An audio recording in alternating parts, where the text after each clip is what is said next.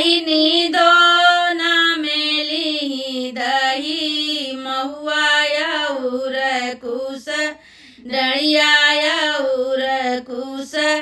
डणिया हो बहिनी गोदिया मेली है लीला लनवा पोखरा तीरे पहुँचई पोखरा तीरे पहुँचाई हो बहिनी गोदिया मेली है